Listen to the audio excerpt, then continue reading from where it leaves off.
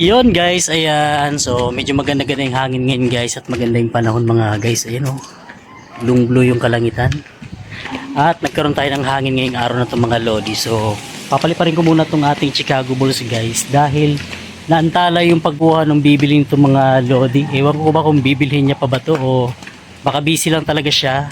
At yan, paliparin muna natin guys kasi hindi ko pa naman siya napalipad ng mataas talaga. So kakaayos ko lang yung kanyang buntot ng, di ba yung huli kong vlog mga lodi. So yan. So yan guys, andito kami sa paliparan namin guys. So ayan o, meron nagpapalipad dun guys. Ayan o, makita natin. Yung nagpapalipad guys. So dito muna yung saranggola natin guys. At ayan o, nagpapalipad guys. Ayan o. So medyo malaki-laki yun. Ayan guys o. At meron pa siyang lawin guys na pula. Ayan o, lawin na pula. Pula yan na lawin guys. Oh. Kaso ayan, umulusok na. Umikot siya guys yung lawin na pula. Ayan kaya kung babalik siya. So tingnan natin. So ayan guys, bumalik yung lawin na pula guys. Oh. Ayan, tapos iikot ulit siya. Medyo killing yung lawin guys.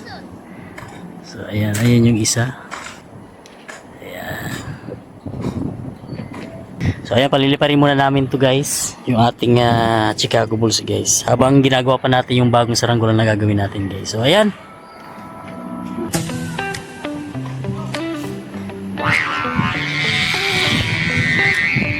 There's a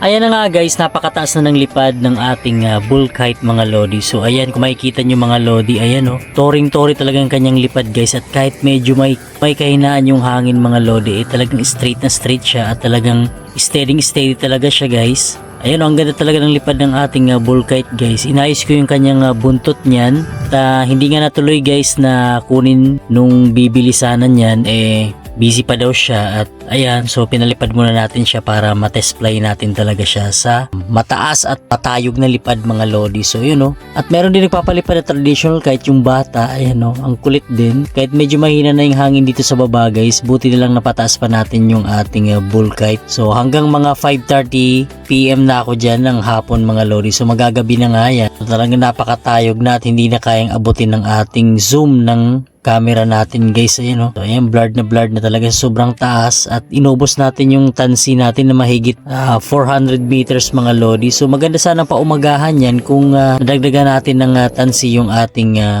pulunan ng almost 1,000 meters guys. So yan o, pwede na paumagahan kapag yung tansi natin ay nasa 1,000 meters mga lodi. So yan na yung bata guys. So pababain natin yung ating saranggola. So maraming salamat mga lodi sa panonood kung nakabot kayo dito sa ating video. At marami nagpapalipad guys. Ayan o, zoom natin guys dun sa malayo. So yun o, may nagpapalipad. Lawin siya guys mga lodi. Ayan o, ayan, lawin siya. Ayan ang layo guys. Ayan o, lawin yan. At meron pa nagpapalipad na dibuan dun din sa malayo mga lodi o.